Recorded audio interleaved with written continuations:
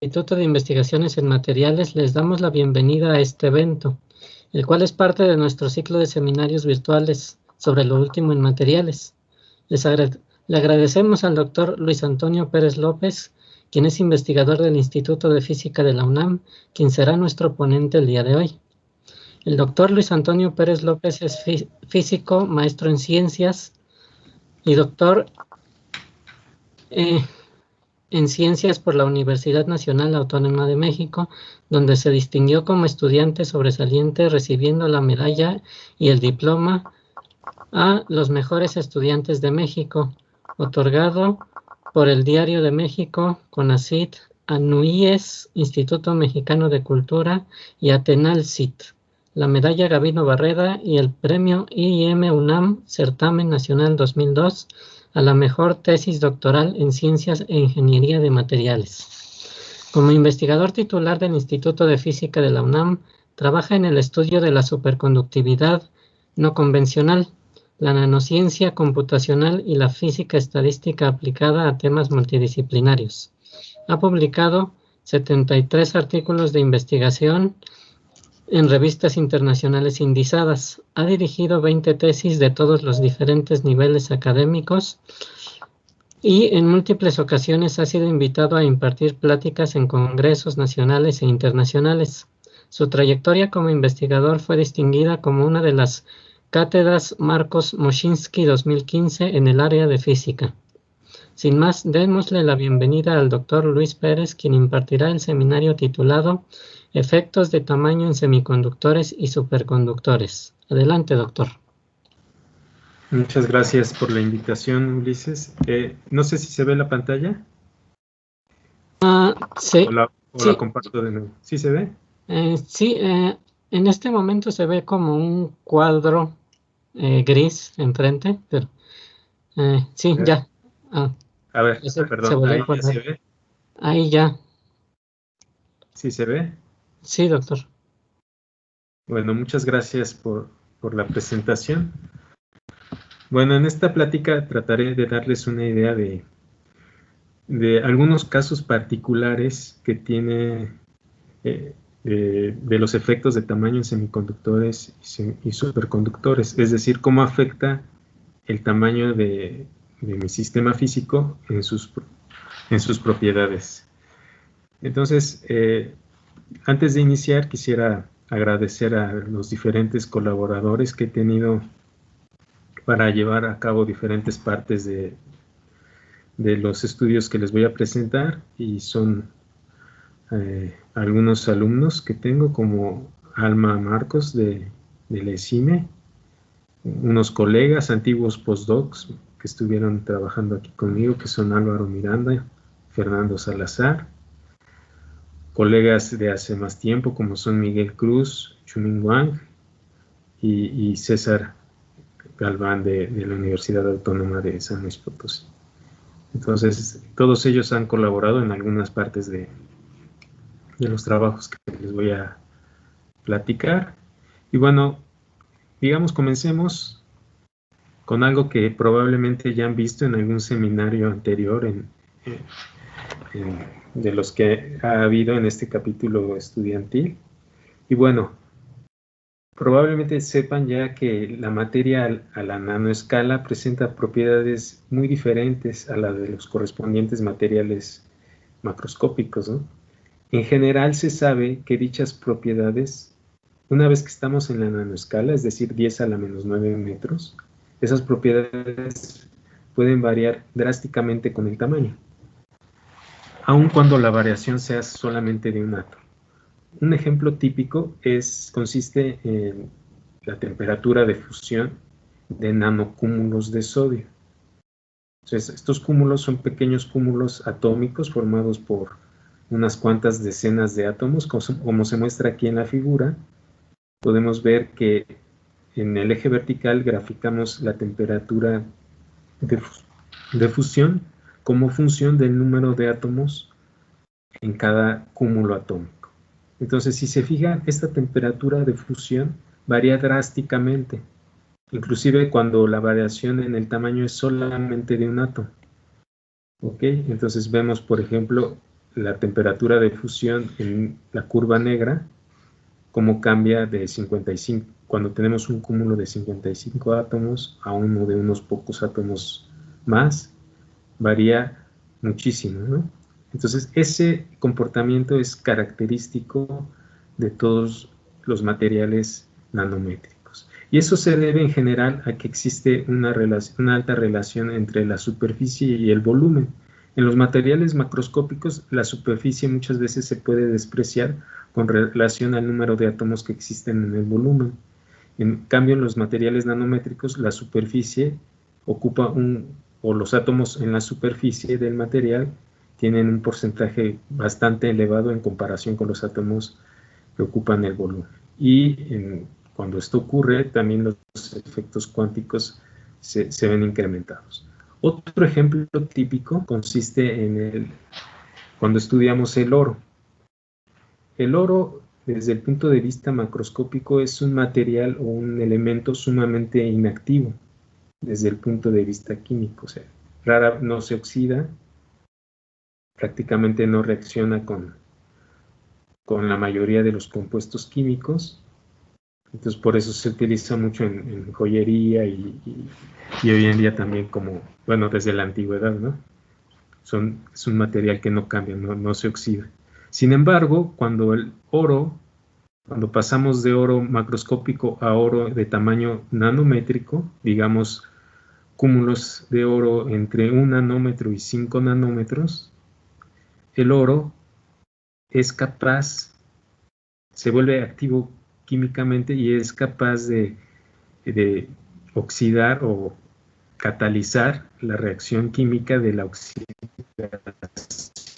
del CO, acelera esa reacción química, la cataliza. Entonces, es posible convertir CO en CO2 usando cúmulos de oro soportados o colocados sobre óxidos. Un ejemplo típico es el óxido de titanio.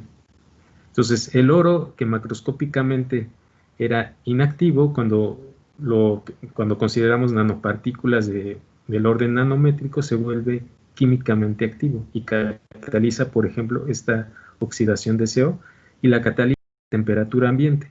Como saben, muchos de los catalizadores que se utilizan hoy en día en los automóviles requieren altas temperaturas para poder funcionar. En cambio, el oro funciona a bajas temperaturas, al menos para esta reacción de catálisis de la oxidación del CO. Otro ejemplo típico que también involucra a nanopartículas de oro es el cambio de color en el oro.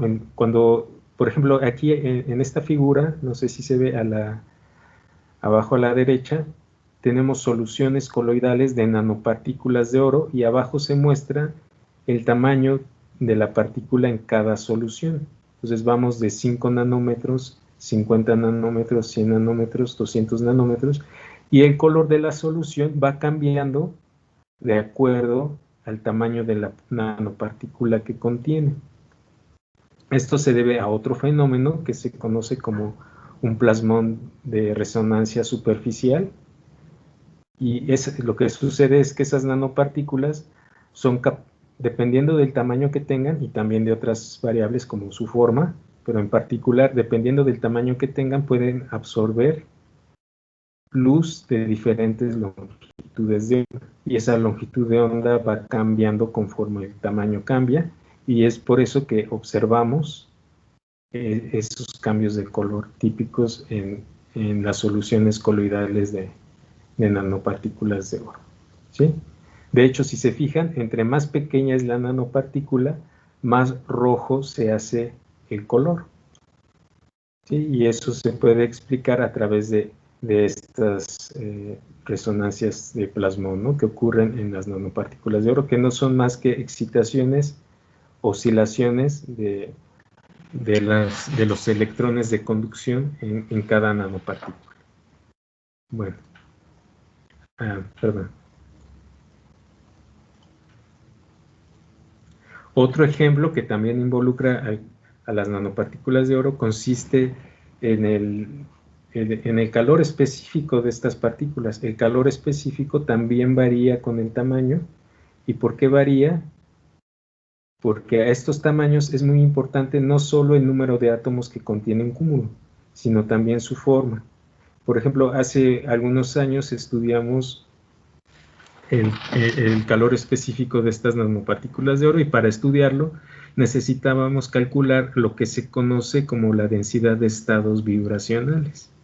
Y a estas escalas de tamaño, las densidades de estados vibracionales cambian dramáticamente, no solo con el tamaño, sino con la forma de la nanopartícula. Por ejemplo, en la gráfica de la derecha, en la esquina superior derecha, podemos ver las densidades de estados vibracionales. El eje vertical nos dice cuántos estados hay a cierta frecuencia de vibración, que es el eje horizontal. Entonces, si se fijan, aquí tengo 3 gráficas. Todas corresponden a nanopartículas más o menos del mismo tamaño, pero tienen diferentes formas. Una que dice es un octaedro truncado, la de hasta arriba, la de en medio es un decaedro y la de abajo es un icosaedro. Y si se fijan, esa densidad de estados vibracionales varía no solamente con el tamaño, sino también con la forma. Y dependiendo de qué forma tenga esas densidades de estados vibracionales, va a ser la forma que tenga el calor específico de las nanopartículas de oro. De hecho, en esta gráfica que mostramos aquí en la esquina inferior derecha, vemos la diferencia entre el calor específico por partícula de una nanopartícula de oro comparada, le restamos el calor específico del oro macroscópico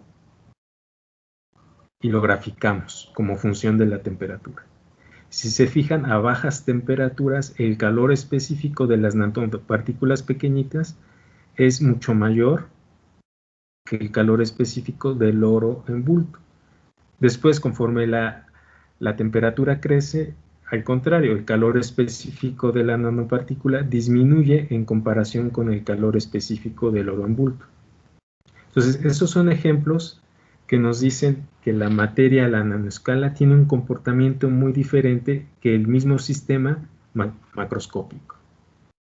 Entonces, otro ejemplo, y bueno, ya para entrar en materia de esta plática, les quiero comentar sobre los que pueden ser conductores y superconductores. Bueno, en primer lugar vamos a recordar que es un semiconductor. Entonces, de acuerdo a la teoría de bandas, no sé si recuerdan su teoría de estado sólido, bueno, generalmente tenemos un conjunto de bandas electrónicas que se pueden graficar, por ejemplo, en el eje horizontal, gráfico el vector de onda en el eje vertical la energía. En un semiconductor a temperatura de 0 Kelvin vamos a tener una banda de energía de valencia, que es esta curva roja inferior. Todos los estados electrónicos de esta banda de valencia están ocupados y encima tenemos una brecha de energía, es decir, en esta región de energías no son energías que pueda ocupar un electrón, y después tenemos lo que se conoce como banda de conducción por arriba, que a 0 Kelvin todos esos estados están desocupados. ¿Sí? Si incrementamos la temperatura, algunos de estos electrones van a poder pasar de la banda de valencia a la banda de conducción. En la banda de valencia dejan una ausencia de electrón que se conoce como hueco, y en la banda de conducción estarán los electrones. Y esos electrones eventualmente pueden conducir corriente eléctrica. Ahora bien, hay 2 tipos de brechas. O sea, están las brechas directas, que son aquellas donde el máximo de la banda de valencia coincide con el mínimo de la banda de conducción. ¿Sí? O sea, el vector de onda del electrón coincide para el mismo vector de onda del electrón. Por otra parte, tenemos los semiconductores con brecha indirecta, donde el máximo de la banda de valencia no coincide con de la banda de conducción, y eso se conoce como brecha indirecta. ¿Sí? Generalmente los semiconductores con brecha directa tienen aplicaciones optoelectrónicas porque podemos excitar los electrones de la banda de valencia a la banda de conducción utilizando luz o fotones o radiación electromagnética en general. Sin embargo, en los semiconductores con brecha indirecta, eso no es posible. ¿Por qué?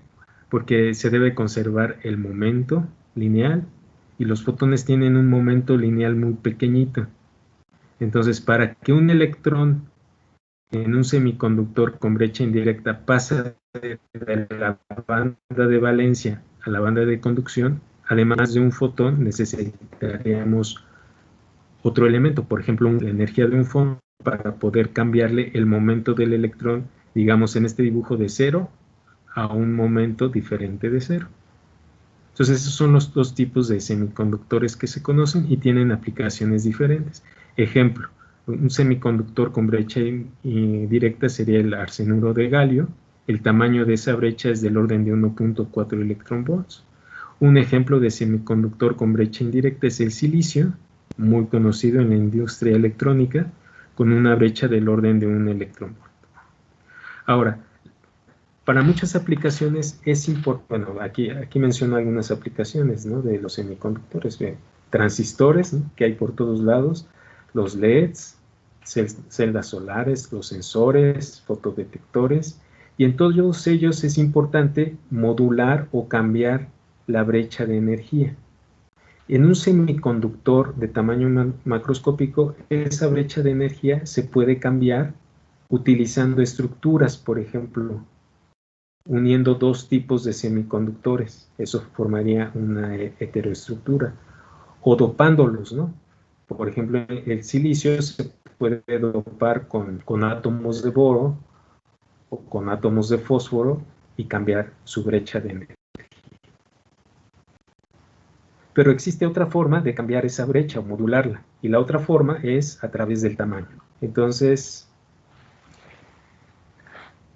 bueno, aquí pongo un ejemplo nada más de algunos semiconductores que están muy de moda últimamente. Generalmente todos ellos son de dimensiones, hablábamos antes de semiconductores en 3 dimensiones o macroscópicos, y ahora tenemos semiconductores casi unidimensionales, que podría ser, por ejemplo, los nanotubos de carbono. Tenemos otros materiales, el grafeno, que en sí no es un semiconductor, sino un semimetal, y otros semiconductores bidimensionales que consisten del grosor de un átomo. Otros semiconductores bidimensionales son los cogenuros de metales de transición, o los que se conocen ahora como hexenos, como el siliceno, que no es más que una hoja de silicio, el fosforeno, una hoja de átomos de fósforo, con la misma geometría que el grafeno. Recuerden que el grafeno es una hoja de átomos de carbono que tienen una estructura cristalina tipo panal de abeja. Y bueno, aquí a manera de ejemplo nada más se ponen algunos parámetros físicos. Por ejemplo, el tamaño lineal que caracteriza estas estructuras, ¿no? Para el silicio, que se utiliza en los transistores de las computadoras, en los microchips, pues un tamaño característico es de 7 nanómetros. Los nanotubos de carbono, un tamaño característico es el radio del nanotubo, que está entre 1 y 2 nanómetros. Para el grafeno, el tamaño característico sería el grosor de la hoja. El grosor de la hoja es del orden de 0.3 nanómetros, y para los otros materiales bidimensionales también tenemos grosores de la hoja de menos de 1 nanómetro. Y bueno, dependiendo del material que ustedes estén estudiando, bueno, van a tener brechas diferentes. Ya mencioné que el silicio tiene una brecha de energía de 1 electronvolt más o menos. Los nanotubos de carbono tienen brechas de energía que dependen del radio del nanotubo, pero pueden variar entre 0.4 y 0.8 electronvolts. Para el grafeno ya dije que no es un semiconductor, no tiene brecha de energía, la brecha de energía es 0. Y para los otros materiales, pues no tienen diferentes brechas de energía. Ahora, ¿qué es lo importante de esto? Por ejemplo, el silicio tiene una masa, los electrones que viven en el silicio, los electrones que conducen electricidad, tienen masas efectivas pequeñitas. Esas masas efectivas, recuerden que provienen de la interacción del electrón con la red cristalina. Un electrón en una red cristalina se mueve como si a otra masa, que no es la masa del electrón en el vacío, sino como si esa masa estuviera revestida por las interacciones que tiene ese electrón con la red cristalina. Entonces, en el silicio, las masas efectivas de los electrones son del orden de el 10% de la masa del electrón en el vacío. En los nanotubos de carbono también. En el grafeno, los electrones parecen moverse como si no tuvieran masa. Y en los otros sistemas, como los calcogenures de metales de transición y los hexenos, los electrones también tienen masas efectivas más pequeñas que la masa real del electrón en el vacío. Y por último, en la última renglón tenemos las velocidades típicas de los electrones en estos materiales. Algunas veces se pone aquí la velocidad de saturación, que es la que nos interesa para los transistores, que es del orden de 10 a la 7 centímetros sobre segundo en el silicio. En los nanotubos de carbono, la velocidad de Fermi, que es la velocidad más alta que tendría un electrón de conducción, es del orden de 10 a la 8 centímetros sobre segundo. En el grafeno también tiene velocidades muy grandes y en los otros sistemas, bueno, las velocidades son diferentes. Entonces, recuerden, si uno quisiera aplicaciones en dispositivos electrónicos, bueno, entre más pequeño es mejor, ¿sí? Ahora, ¿qué es lo que determina o cuál es la propiedad importante en un transistor? Que se pueda prender o apagar, que esté en un estado de 0 o 1, ¿no? Y para eso es importante que tenga un gap. Por ejemplo, el grafeno no tiene una brecha de energía, entonces no, así tal cual no podría utilizarse en un dispositivo, en un transistor.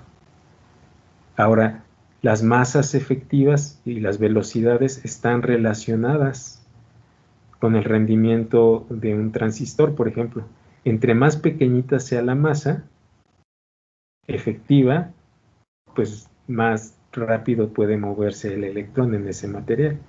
Entonces, a menor masa y mayor velocidad, eso determina el mejor rendimiento de un sistema electrónico basado en estos semiconductores. Ahora, hay otros materiales que no son hojas, sino son nanoalambres hechos de semiconductores. Y en estos nanoalambres, bueno, ¿a qué le llamamos nanoalambres? Pues son materiales cuyo diámetro es del orden de nanómetros, aunque su longitud puede ser muy grande, puede ser del orden de micras, ¿sí? Ahora, estos materiales, ¿por qué son interesantes? Porque permite crear estructuras, puede unir dos nanoalambres de dos materiales diferentes y utilizar para ello una amplia gama de materiales.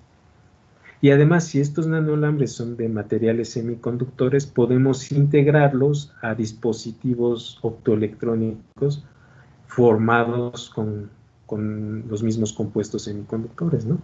Por ejemplo, si tenemos nanoalambres de silicio, estos podrían integrarse fácilmente a otros de silicio.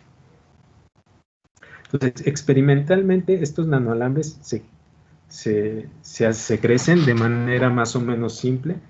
Hay muchos métodos de síntesis. Uno de ellos se conoce como el método BLS, vapor líquido sólido. Un ejemplo nada más de cómo se construye un nanoalambre es, imagínense que ustedes tienen una nanopartícula de oro depositada sobre un sustrato de silicio.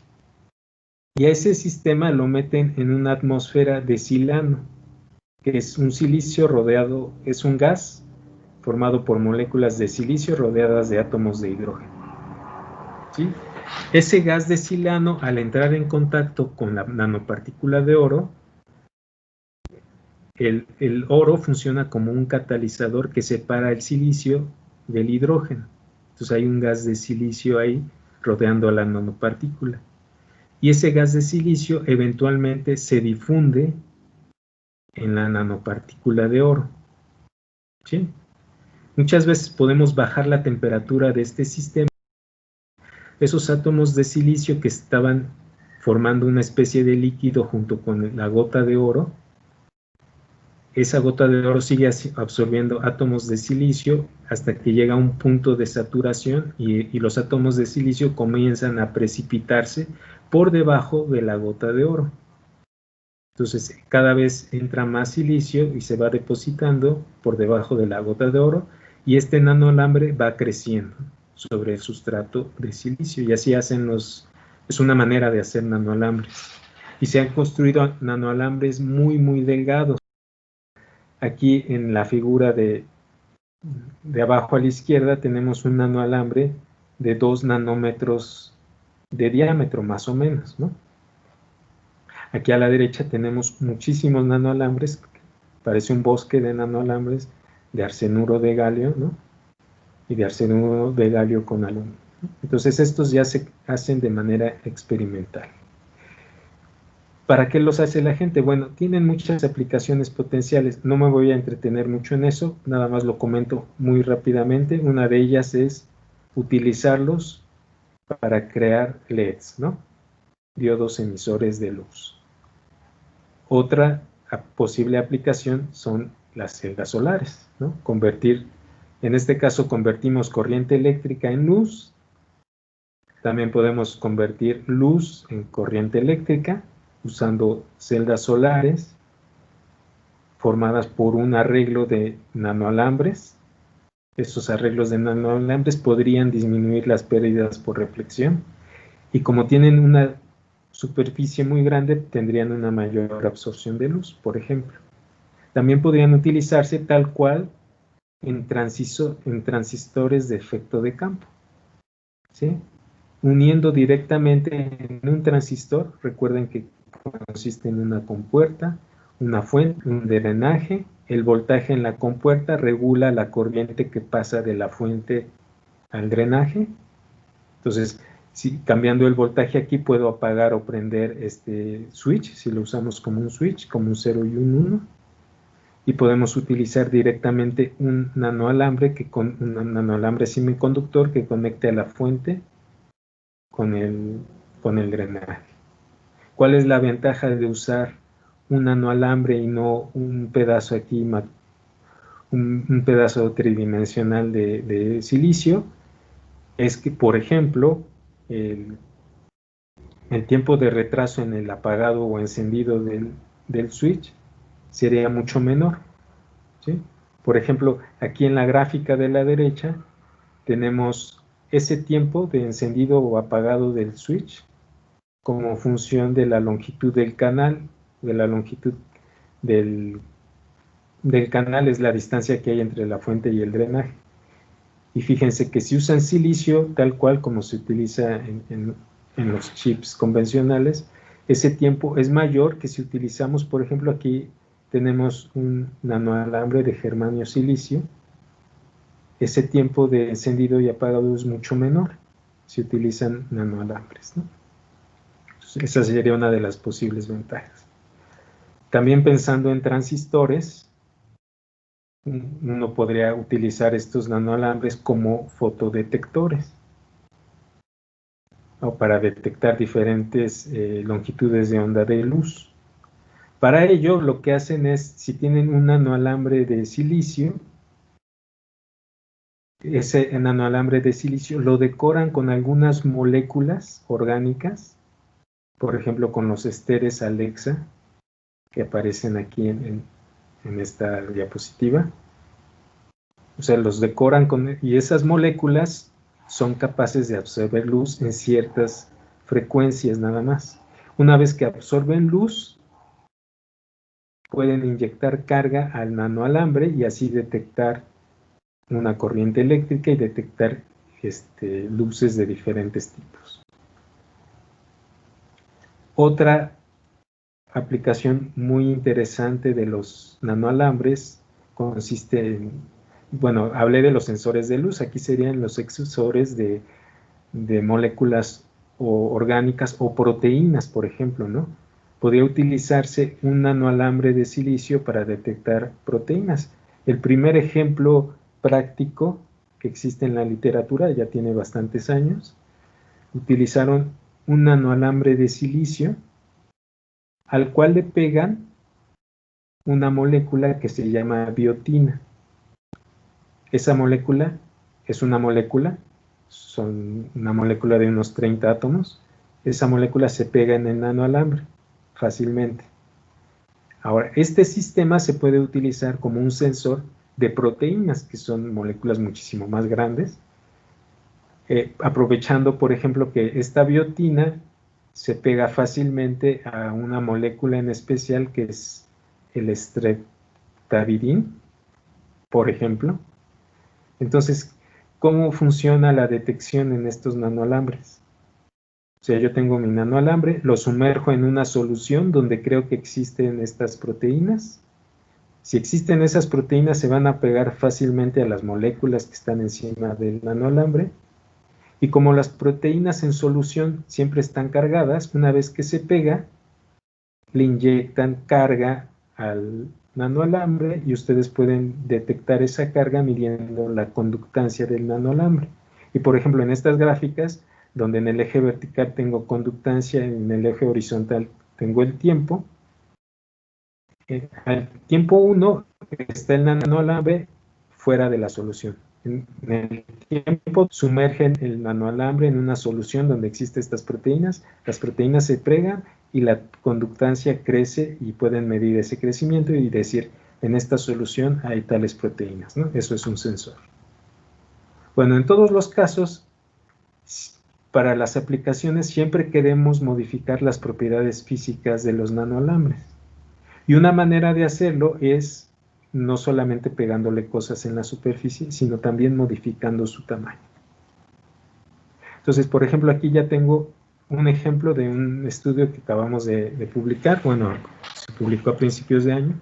Estudiamos, por ejemplo, de manera comparativa las propiedades físicas de nanoalambres semiconductores hechos de silicio, de otro material que es el carburo de silicio. Este 3C nos dice que está en una configuración tipo diamante, cúbica, tipo diamante, y otro material que es el carburo de estaño, el carburo de estaño. Ese material, por ejemplo, el carburo de estaño, no puede existir en forma macroscópica, es inestable. Sin embargo, cuando lo hacemos a escala nanométrica, los nanoalambres de carburo de estaño son estables, ¿no? Ese es otro ejemplo, ¿no? Entonces, fíjense que aquí, en esta gráfica que les muestro, está el tamaño de la brecha semiconductora, de la brecha de energía, como función del radio del nanoalambre que estamos estudiando. Fíjense que cuando el radio del nanoalambre disminuye, la brecha semiconductora se incrementa en todos los casos. Fíjense, bueno, voy a comentar un poco más sobre esta gráfica. Los datos que están en color negro corresponden al carburo de estaño. Las bolas negras rellenas de negro es un nanoalambre cuya superficie está pasivada o saturada con átomos de hidrógeno. Los datos en círculos negros, pero sin rellenar, son nanoalambres de carburo de estaño cuya superficie está saturada con átomos de flúor. Entonces, primera observación. El tamaño del radio del nanoalambre decrece, la brecha de energía aumenta, en todos los casos. Ahora, fíjense, si la superficie del nanoalambre está saturada con átomos de hidrógeno, la brecha tiene otro valor diferente que cuando está saturada con átomos de flúor. Y aquí hay otros sistemas. El color rojo se refiere a nanoalambres de silicio pasivados o saturados superficialmente con hidrógeno y flúor, y nanoalambres de carburo de silicio cuya superficie también está saturada o pasivada con átomos de flúor o hidrógeno. Bueno, la observación importante aquí es la brecha semiconductora aumenta cuando el radio disminuye y además la brecha semiconductora cambia cuando cambio la pasivación superficial. Estos fenómenos no se verían en los sistemas macroscópicos porque en esos sistemas la superficie no cuenta, ¿no? Y los materiales tienen una brecha de energía fija que no cambia con el tamaño, ¿no? Cuando ya estamos en sistemas macroscópicos. Ahora, ¿a qué se debe el cambio de tamaño de la brecha cuando el radio del nanoalambre disminuye? Bueno, a muy grosso modo, eso se debe a lo que se conoce como confinamiento cuántico. En un nanoalambre, a ver, voy a pasar aquí a esta diapositiva, en un nanoalambre, aunque tenga una longitud infinita, su sección transversal es finita. En esta sección transversal, los electrones están confinados. Es como si vivieran en una caja, en este caso, la sección transversal de la caja, pues tiene una forma hexagonal, pero en esa región los electrones están confinados. Entonces, ¿qué les pasa a sus niveles de energía? Una manera de entenderlo desde un punto de vista muy básico es recordar lo que ocurre a una partícula cuántica confinada en una caja de una dimensión. Si recuerdan su curso de mecánica cuántica, pues ustedes plantearían el siguiente problema. Tengo una caja de longitud L, donde las paredes en 0, a la distancia, en la coordenada x0 es una caja unidimensional, y en la coordenada L, ahí la energía potencial es infinita. Y dentro de la caja, el potencial es 0. Si uno resuelve la ecuación de Schrödinger para una partícula en una caja unidimensional confinada por un potencial infinito en las paredes, bueno, aquí en el dibujo aparecen las funciones de onda de esa partícula, como se ven las funciones de onda, conforme crece la energía, el número de nodos aumenta, pero bueno, el punto importante aquí es que la energía, además de estar cuantizada, la energía depende de un número entero que llamamos n. N igual a 1 nos da el primer nivel de energía, 2 el segundo, etc. Pero el punto importante aquí para la discusión es que la energía va como 1 entre el tamaño de la caja, la longitud de la caja al cuadrado. Ahora, ¿qué pasa cuando la longitud de la caja disminuye? Cuando la longitud de la caja disminuye, los niveles de energía, la separación entre los niveles de energía aumenta. ¿Sí? Y eso se conoce como confinamiento cuántico. Disminuye el tamaño de la caja, la separación entre los niveles de energía aumenta. En particular, si recordamos nuestro diagrama de niveles de energía para un semiconductor, lo voy a poner aquí. En particular, la separación entre la energía, el máximo de energía de la banda de esa separación o esa brecha de energía se incrementa por el confinamiento cuántico. ¿Sí? Entonces esa es la explicación. ¿Qué otras propiedades cambian cuando yo disminuyo el tamaño del sistema o cuando lo cambio? Por ejemplo, el módulo de Young, que nos dice qué tan fácil o difícil es estirar un nanoalambre, un alambre en general, ¿no? ¿Qué tanto esfuerzo necesito para estirar cierta cantidad o cierta longitud un sistema? Ese cociente entre el esfuerzo y el estiramiento o la deformación viene dado por el módulo de Young. Si se fijan, en este caso el módulo de Young también cambia.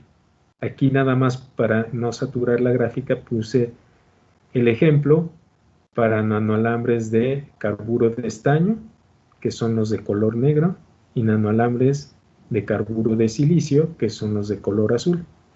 Lo importante es que, bueno, el módulo de Young crece cuando el radio del nanoalambre crece, y además, bueno, obviamente depende del material, si es carburo de estaño o carburo de silicio, pero también depende de la pasivación superficial. Si el nanoalambre tiene una pasivación de hidrógeno, tiene un módulo de Young más grande que si tiene una pasivación superficial con flúor. Bueno, observen otra característica típica de estos materiales. Conforme el sistema se hace más grande, eventualmente el módulo de Young, los dos módulos de Young, se aproximan sin importar si están pasivados con hidrógeno o con flúor. ¿Por qué? Porque para radios muy grandes, la influencia de la superficie en sus propiedades cada vez es menor. Entonces, eventualmente, para un radio bastante grande, no importa qué átomos haya en la superficie, los módulos de Young tienen que aproximarse, ¿sí? Lo mismo ocurre para la brecha semiconductora. Aunque aquí la aproximación para radios muy grandes es más lenta que en el módulo de Young, ¿no?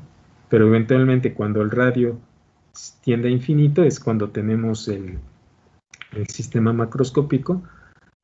Las brechas para un material dado deben coincidir sin importar qué átomos pasivantes o superficiales tengamos en el nanoalambre.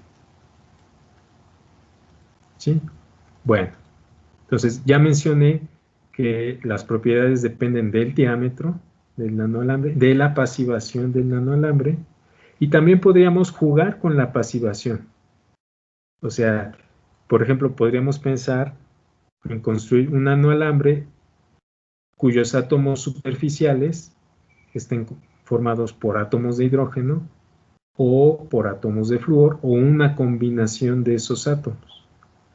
Por ejemplo, aquí en un estudio que realizamos hace algunos años de nanoalambres de carburo de silicio pasivados con hidrógeno y con flúor, podríamos jugar con diferentes tipos de pasivación, ¿no? Por ejemplo, comenzar con una pasivación de hidrógeno e ir sustituyendo los átomos de hidrógeno con átomos de flúor, hasta llegar al extremo opuesto donde toda la superficie está formada por átomos de flúor. ¿Qué pasa en ese caso? En ese caso, lo voy a poner aquí. En ese caso, si se fijan, aquí tengo en el eje vertical, bueno, cada panel corresponde a una decoración diferente. El eje vertical es la brecha semiconductora y el eje horizontal es el porcentaje de átomos de flúor que habría en la superficie, comenzando a partir de una superficie completamente hidrogenada. Si se fijan, el 0 corresponde a una superficie completamente hidrogenada y eso tiene cierta brecha de energía. Conforme voy cambiando átomos de hidrógeno por flúor, esa brecha de energía crece en muchos casos y eventualmente cuando el número de átomos de flúor es mayor que el número de átomos de hidrógeno, la brecha disminuye. ¿Sí?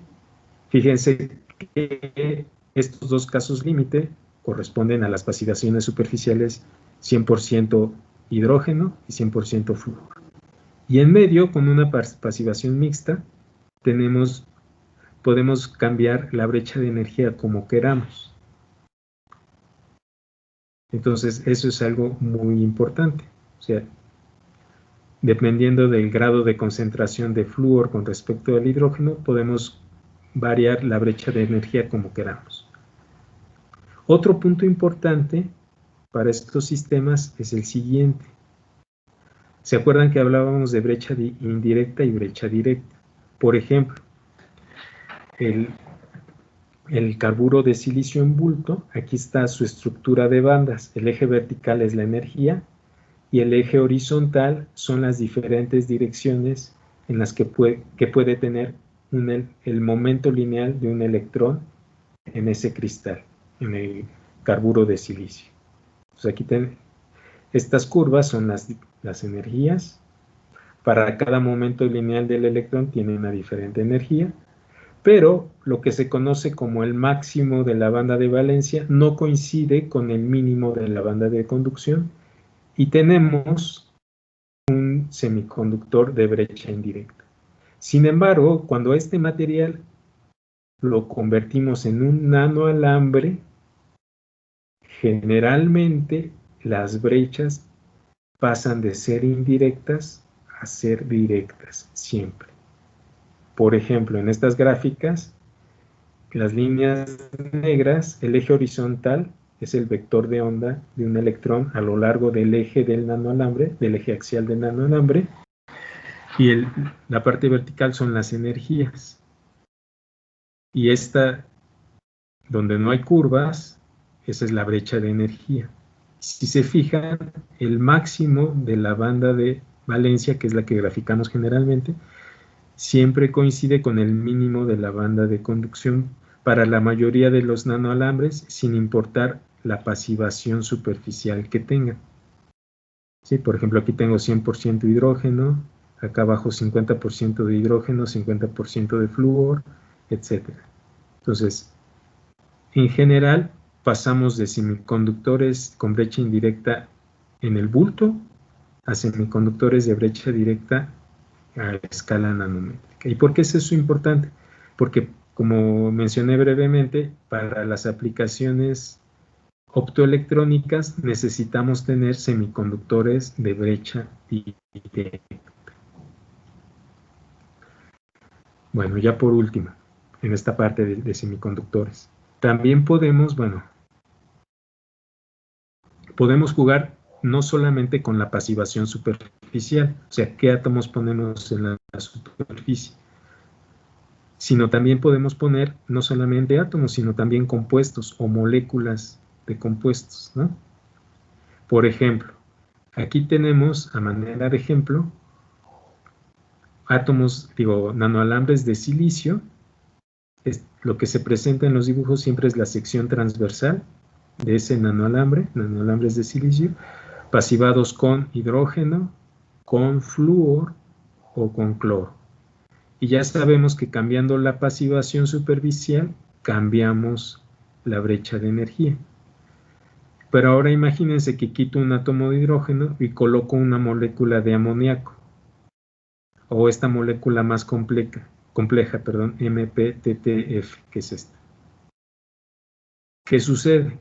Bueno, también modificando las moléculas que pegamos en los nanoalambres, cambiando esas moléculas podemos modificar las brechas de energía.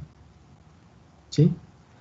Aquí otra vez, en la parte izquierda de estos paneles se dibuja la estructura de bandas.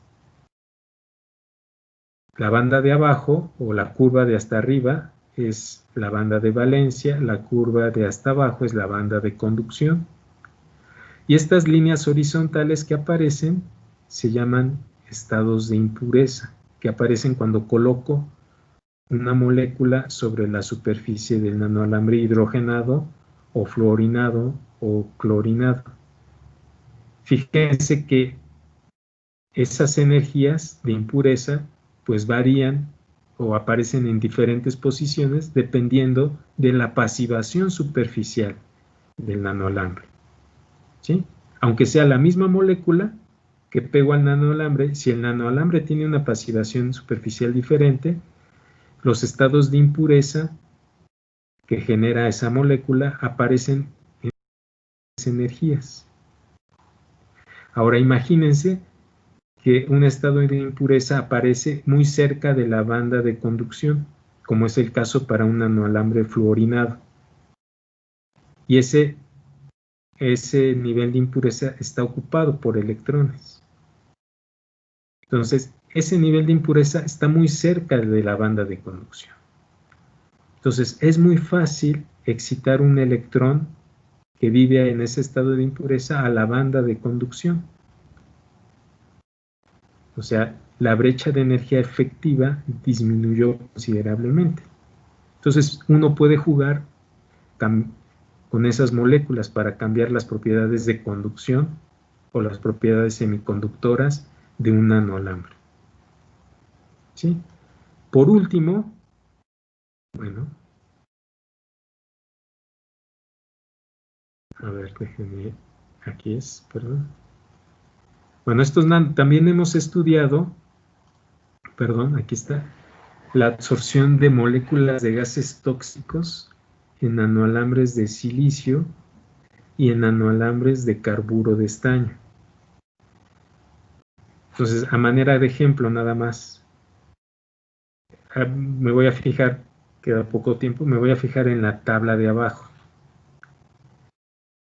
En la columna vertical tenemos los diferentes sistemas, por ejemplo, un nanoalambre de carburo de estaño con superficie de hidrógeno.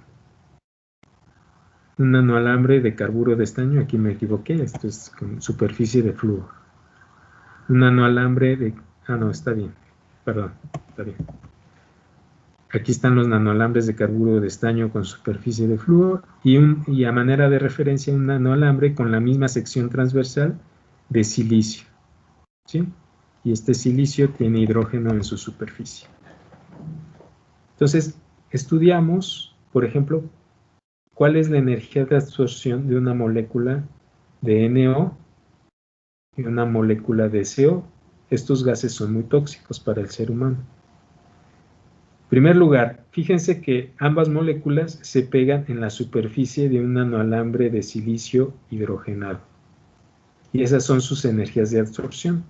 1.25 para el NO, 0.25 electronvolts para el monóxido de carbono.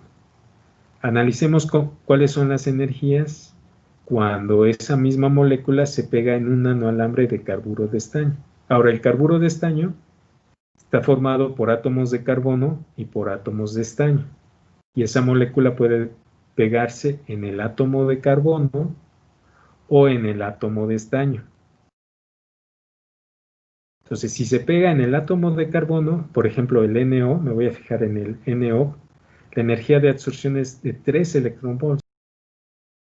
Cuando se pega en el átomo de estaño, la energía de absorción es 1.4 electronvolts. Ahora, cambio la pasivación superficial del nanoalambre. Si cambio esa pasivación superficial, las energías de absorción cambian drásticamente. Ahora, la energía de absorción del NO en el carbono es 2.6 y la energía de absorción en el estaño es 1.4. Bueno, aquí lo importante es, por ejemplo, tenemos un material de carburo de estaño comparado con un material de silicio, un nanoalambre de silicio. Las energías de absorción siempre son mayores que en el silicio.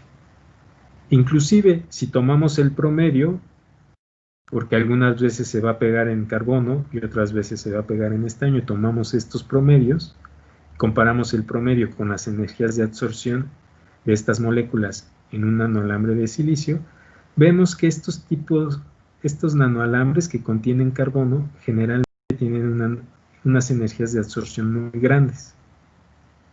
Y de hecho, en vez de utilizarlos como sensores de moléculas, se podrían usar como trampas de estas moléculas de gases tóxicos, es decir, como limpiadores de la atmósfera, ¿no? Bueno, ya me estoy acabando el tiempo, no me va a dar tiempo de hablar de los superconductores, del efecto del tamaño en los superconductores, pero podemos hablar de otra posible aplicación de los nanoalambres. Y esta consiste en utilizarlos como ánodos en baterías de iones de litio. Entonces, ¿cuáles son las baterías de iones de litio? Las que todo mundo tiene en sus celulares o en sus tablets, ¿no? O en la computadora que estamos usando. Bueno, el litio es el que provoca, o sea, cuando se mueve el litio del cátodo al ánodo, se mueven electrones por un circuito externo y eso provoca una corriente eléctrica. Ahora, lo importante, una manera de incrementar la capacidad de las baterías de iones de litio es incrementar la capacidad de almacenamiento de iones de litio en los ánodos. Hoy en día se utiliza grafito como ánodo en estas baterías de iones de litio. Y el grafito, ¿por qué se utiliza grafito? Porque el grafito puede almacenar un litio, un átomo de litio por cada 6 átomos de carbono. ¿Sí? Y eso se traduce para los que estudian almacenamiento de energía en 372 miliamperes hora por cada gramo. Esa es la capacidad que tienen estas baterías de grafito. Ahora fíjense, si en vez de grafito utilizáramos un material como el silicio, fíjense que el silicio, la capacidad de almacenamiento del silicio para litio es de 4000 miliamperes hora por gramo. Comparen con la de el grafito de 372, es un orden de magnitud más grande. Sin embargo, para que una batería funcione correctamente, una batería de ion de litio funcione correctamente, cuando la cargamos, los iones de litio se tienen que almacenar en el ánodo y la descargamos, los iones de litio se van al cátodo. Entonces, los iones de litio están en los ciclos de carga y descarga, están constantemente entrando al ánodo y saliendo del ánodo. Pero cada vez que insertamos átomos de litio en el silicio, el volumen del silicio se incrementa cerca del 3%. Ahora imagínense que hacen eso varias veces. Cada vez que cargan la batería, el silicio en bulto, su volumen crece 13%. Además de la incomodidad de tener algo que está aumentando de volumen, esos cambios de volumen constantes provocarían una fractura del material. Una posible solución sería, en vez de silicio en bulto, utilizar nanoalambres de silicio. ¿Sí? Y entonces, ¿qué puede hacer uno? Uno puede estudiar cómo se almacenan los átomos de silicio, de litio en la superficie o en los intersticios de los nanoalambres de silicio. ¿Por qué utilizaríamos nanoalambres de silicio? Porque evitaríamos esa posible fractura debido al incremento de volumen del silicio en bulto. Entonces, bueno, también hemos estudiado cómo se comportan las propiedades mecánicas y electrónicas de estos nanoalambres de silicio cuando en su superficie colocamos átomos de litio. ¿Sí? Aquí tenemos una representación esquemática de las secciones transversales. Las bolitas amarillas son átomos de silicio, las blancas son átomos de hidrógeno y las bolitas azules son átomos de litio. Y podemos ver, bueno, más allá de las propiedades mecánicas, también podríamos ver qué le pasa a la brecha semiconductora cuando ponemos átomos de litio. Eso es interesante. Y fíjense que aquí está la brecha semiconductora como función del número de átomos de litio por celda unitaria del nanoalambre. Y si se fijan, conforme incrementamos la concentración del litio, la brecha semiconductora se hace cada vez más pequeña. O sea, el comportamiento pasa de ser semiconductor o tendería eventualmente a ser metálico. ¿Por qué? Porque estos átomos de litio tienen un electrón libre de conducción, son átomos metálicos y eventualmente si colocamos muchos átomos de litio, el comportamiento va a hacerse cada vez más metálico. Y bueno, ya para terminar, tenemos aquí el módulo de Young, en la gráfica de la derecha abajo, tenemos el módulo de Young como función de los átomos de litio en la celda unitaria de un nanoalambre. Ahora, fíjense que si el nanoalambre es muy delgadito, que es la curva negra, si el nanoalambre es muy delgadito, el módulo de Young tiene variaciones muy grandes. Es decir, eso nos da una idea de que este material, cuando le ponemos litio, se vuelve estructuralmente inestable.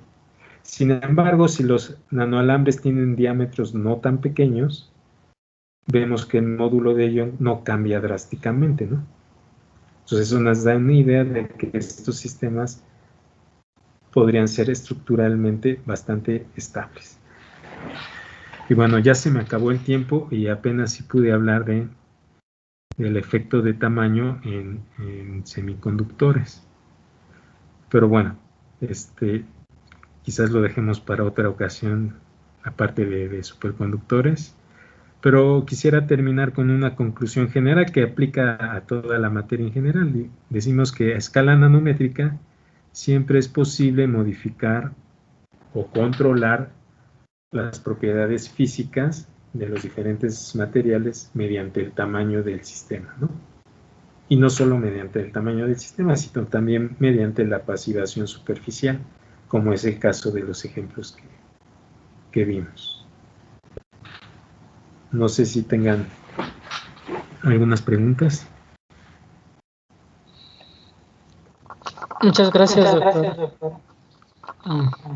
Vamos a dar inicio a la sesión de preguntas y respuestas.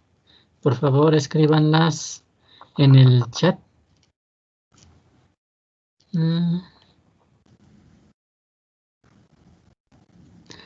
Bueno, ya tenemos aquí una. Muchas gracias por la plática. Un tema súper interesante y el detalle con el que explica el doctor lo hace más fácil de comprender. Me gustaría saber si es posible la hibridación de plasmones en los nanocables. ¿Cómo afectaría la brecha de energía? A ver, perdón, a ver, se fue un poquito está en el chat también, ¿verdad? Sí. A ver. A ver, déjenme ver. Me gustaría saber si es posible la hibridación de plasmones en los nanocables. Bueno, eso dependería del material. Es una pregunta interesante. Ahora, en estos semiconductores no tenemos resonancias plasmónicas. Ahora, podríamos especular un poco qué pasaría si hiciéramos nanocables de un material metálico como el oro. ¿Sí? Ahora, seguramente, bueno, para que uno observe plasmones, el oro debe estar confinado en las 3 dimensiones. Entonces, en un nanoalambre, fíjense que la combinación solamente ocurre en la sección transversal y en la dirección axial el nanoalambre es infinito. Entonces, especulando un poco, yo creo que no habría plasmones, no observaríamos plasmones en nanoalambres. ¿Sí? Ok, muchas gracias, doctor. Por favor, todas las preguntas que tengan, escríbanlas en el chat y aquí les damos lectura. Ok, y ya vi otra pregunta. Sí. ¿Por qué se utilizó hidrógeno y flúor? Ok, por ejemplo, bueno, fíjense que, a ver si me sirve este dibujo que está aquí. O sea, fíjense que aquí tengo un ejemplo de carburo de estaño. Los átomos negros son carbones y los amarillos son, perdón, carburo de silicio y los amarillos son silicio. Si es silicio, también, si es silicio, todos los átomos serían color amarillo, no importa. Bueno, lo importante aquí es lo siguiente. En la superficie, cuando cortamos el nanoalambre, queda por ejemplo, el silicio tiene un número de valencia igual a 4. Se puede compartir 4 electrones con sus 4 átomos vecinos. Cuando hacemos una superficie, generalmente queda un electrón suelto. O sea, los otros 3 electrones de valencia del silicio forman enlaces con los átomos en su vecindad, pero justo en la superficie de un alambre puede quedar un enlace suelto o un electrón suelto. Ahora, ese enlace suelto es muy reactivo. Generalmente lo podemos combinar con un átomo, por ejemplo el hidrógeno, que tenga un solo electrón de valencia. Con eso se dice saturamos ese enlace. Entonces, el hidrógeno que tiene un solo electrón de valencia le hace falta un electrón para cerrar su capa atómica, ¿no? Su nivel de energía. En ese nivel de energía, en el 1s caben 2 electrones y el hidrógeno tiene uno solo. Entonces, generalmente saturamos con hidrógeno, porque eso ocurre desde el punto de vista experimental. Ustedes sumergen un nanoalambre en un ácido que tenga hidrógeno y los enlaces sueltos quedan saturados con átomos de hidrógeno. Esos átomos de hidrógeno comparten el solo electrón que tiene con el electrón suelto del silicio. Entonces ese electrón suelto o ese enlace suelto, entre comillas, ya queda saturado con el hidrógeno. Eso se hace para evitar estados de impureza en la brecha de energía de este nanoalambre. Esos electrones sueltos introducirían una multitud de enlaces de niveles de energía y prácticamente el material no sería un semiconductor, se comportaría como un metal porque tendría muchos electrones sueltos. Entonces, siempre saturamos ese electrón que sobra en la superficie o el enlace suelto, así se conoce como un enlace suelto con un átomo, en este caso de hidrógeno. Ahora, ¿por qué utilizamos flúor? Ahora, fíjense que el flúor es el elemento más electronegativo que se conoce. Entonces, el flúor, el hidrógeno tenía como un electrón de valencia muy suelto. Ahora, el flúor le hace falta un electrón para completar su capa. Entonces, también funciona para saturar este enlace. Entonces, en cualquier caso, estamos completando las capas del hidrógeno y del flúor a través de los enlaces sueltos de estos nanoalambres semiconductores, que todos ellos generalmente tienen 4 electrones de valencia, 4 electrones de valencia o 4 posibles enlaces, de los cuales 3 siempre se satisfacen con el nanoalambre y uno queda suelto. Ahora, el hidrógeno y el flúor nos permite jugar, por ejemplo, con la electronegatividad. Bueno, sabemos que el hidrógeno es electronegativo, pero el flúor también es muy electronegativo. Y sabemos que tiende a jalar carga de los átomos a su alrededor. Y eso nos permite también modular las brechas de energía. Por ejemplo, en esta figura que puse aquí, fíjense la diferencia. Aquí tengo el color negro, fíjense nada más en las curvas negras, con círculos rellenos de negro y círculos blancos, pero las curvas son negras. En un caso, la pasivación es con hidrógeno y en otro caso con flúor, un elemento muy electronegativo. Fíjense que hay una gran diferencia en la brecha. Y en el fondo tiene que ver con la electronegatividad de esos elementos pasivantes o superficiales. Entonces queremos ver como los casos extremos. ¿Sí? Muy bien, doctor. Creo que hay otra, ¿no? Sí, ya hay varias. Bueno, la siguiente. ¿Cuál es la respuesta óptica esperada de una heteroestructura?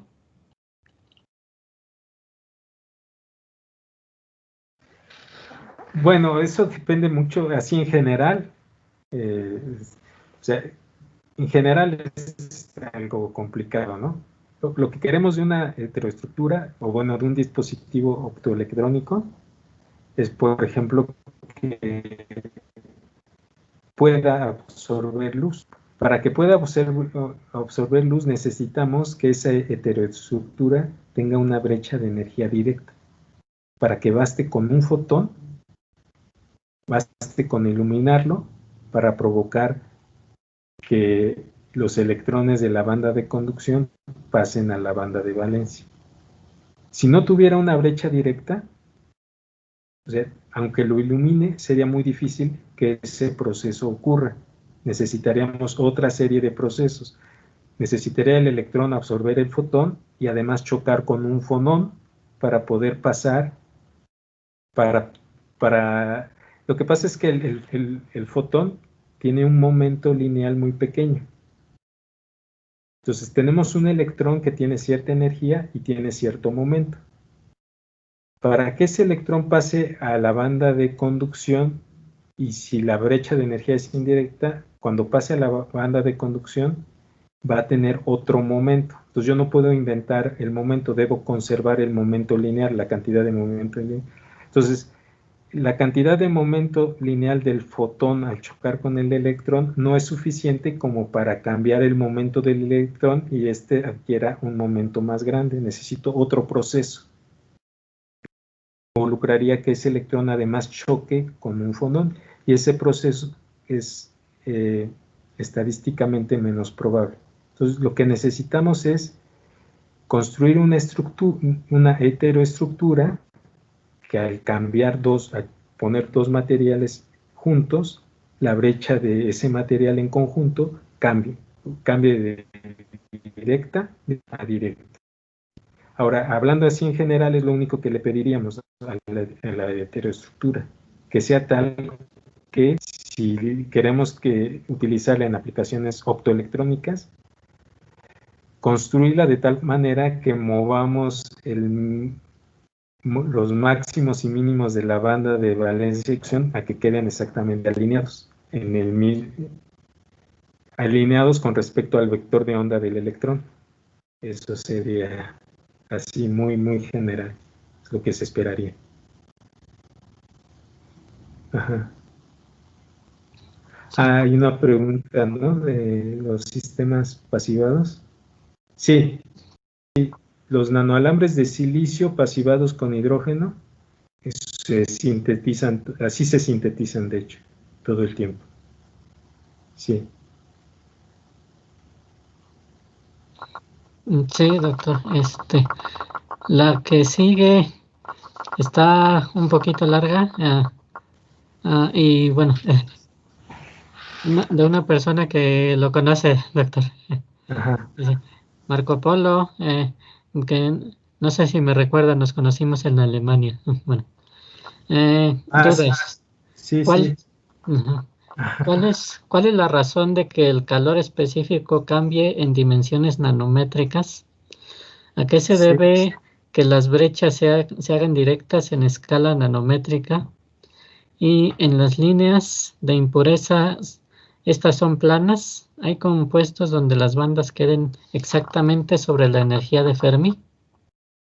A ver, voy a comenzar con la última pregunta. Sí, sí hay compuestos donde esas bandas quedan, esas líneas de impureza son planas, son completamente planas. O sea, eso indicaría una masa del electrón prácticamente infinita. O sea, ese electrón que vive en esa banda de impureza plana está prácticamente localizado, no se puede mover. O sea, una banda plana corresponde a una masa efectiva prácticamente infinita, entonces el electrón está muy localizado. Sin embargo, si excitamos si esa banda de impureza queda muy cerca de la banda de conducción, lo podemos excitar a la banda de conducción y ahí se vuelve delocalizado y puede conducir. Entonces, si hay bandas planas, si hay casos donde esas bandas queden sobre la energía de Fermi, o sea, quiere decir que esa banda plana con un electrón. Y ahora, por otra parte, pasando al calor específico, sí, el calor específico cambia por la siguiente razón. Imagínense que tenemos un material infinito. Bueno, infinito es 10 a la 23 átomos. Para nosotros es infinito. Los niveles de energía están muy pegados. conforme hago el sistema cada vez más pequeño, esos niveles de energía se van haciendo cada vez más separados. De repente, cuando la nanopartícula es muy pequeña, los niveles de energía están muy separados. Digamos, el nivel de energía más pequeño, más bajo, no estaría, digamos, en nuestro cero de energías, sino sería habría una brecha de energía, o sea, se abrió una brecha de energía para que yo pueda excitar, por ejemplo, un electrón con temperatura. Entonces, el calor específico nos dice, si yo meto energía en forma de calor, esa energía que tan fácilmente incrementa la temperatura del sistema. Entonces, imagínense que tengo un sistema tan pequeño donde los niveles de energía están separados y para excitar el primer nivel de energía necesito meter temperatura. Meto algo de energía y no lo excito. Meto más energía, no lo excito. Meto más energía, ya alcancé ese primer nivel de energía que puedo excitar. Entonces, eso tiene consecuencias en la capacidad calorífica. Va a tener una dependencia exponencial más pronunciada. No sé si se acuerdan de su curso, que el calor específico de los sólidos se rige por una ley que se llama de Debye. ¿Sí? Una ley que se llama la ley de Debye, que nos dice que el calor específico a bajas temperaturas va como T al Q. ¿Sí? Bueno, esto es para fonones, pero bueno. Para el caso de electrones, el calor específico va como lineal. Para el caso de calor específico electrónico va como una línea recta, es lineal. Sin embargo, cuando los niveles de energía están muy separados, el comportamiento del calor específico ya no es ni una cúbica ni una línea recta, sino es una exponencial. ¿Sí? Esa sería así a grosso modo la explicación. Y bueno, creo que ya, ¿no? O sea, al final la razón por la que cambian es que los niveles de energía están muy separados y ya no los puedo excitar de manera continua. Muy bien, doctor, muchas gracias. Y otra, ¿por qué hay tanta diferencia entre las Bs de Si y de C a pesar de la masa efectiva del electrón? ¿Han sintetizado algunos sistemas de estos pasivados? Bueno, sí se han sintetizado, sí. Ahora, la velocidad de saturación creo que eran de las primeras gráficas, ¿no?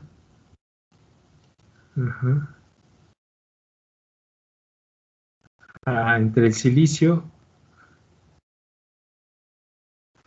A ver, ¿cuál era la pregunta? Perdón. Sí. ¿Por qué hay tanta diferencia entre las Bs de silicio y de carbono a pesar de la masa efectiva del electrón? No, o sea, fíjense que sí. Eso depende mucho de. Aquí está, bueno, aquí tengo es que en realidad aquí tengo la velocidad de saturación para el silicio y en otro caso tengo la velocidad de Fermi.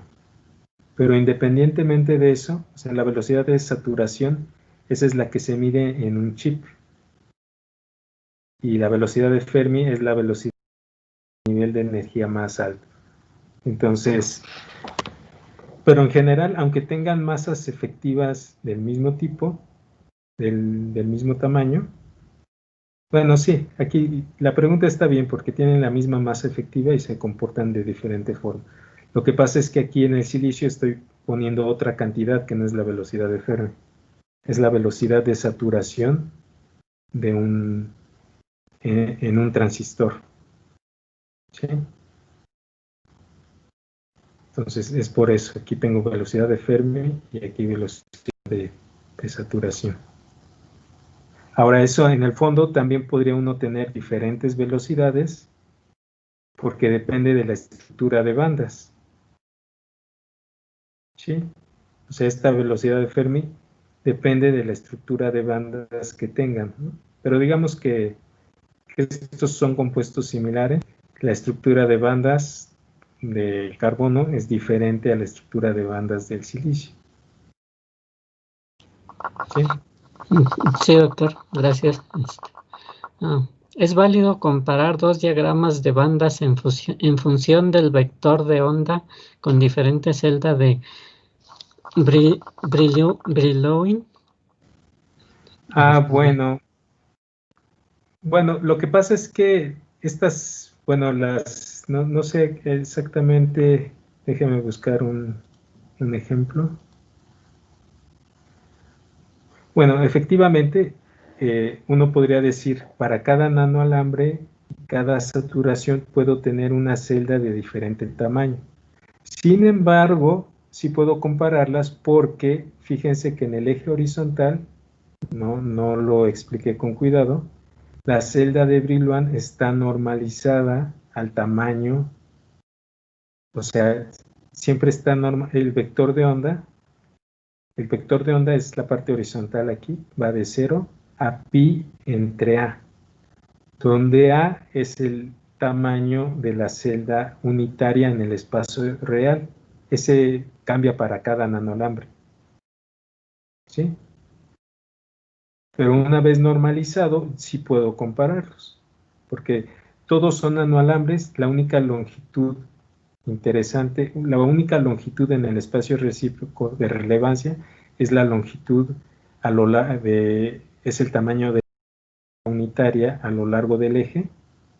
Esa está representada por el valor de A. ¿Sí? Pero una vez que normalizo todo a ese valor, y las gráfico de 0 a pi entre A, sea cual sea, este valor va a ser diferente, pero depende de cada nanoalambre. Pero en el espacio recíproco siempre los puedo comparar. No importa si la A es grande o pequeña. Al final, como lo normalizo a ese valor, no importa. En el espacio recíproco no importa que las celdas unitarias en el espacio real sean diferentes. Siempre las puedo comparar en el espacio recíproco. No hay problema con eso. Muy bien, doctor. Los estados de impurezas corresponden a los orbitales HOMO y LUMO u otros OM de la molécula. Bueno, o sea, podemos hablar del HOMO y LUMO de la molécula. En realidad lo que pasa es que cuando la molécula se pega, los estados HOMO y LUMO de la molécula se hibridizan con los estados del nanoalambre.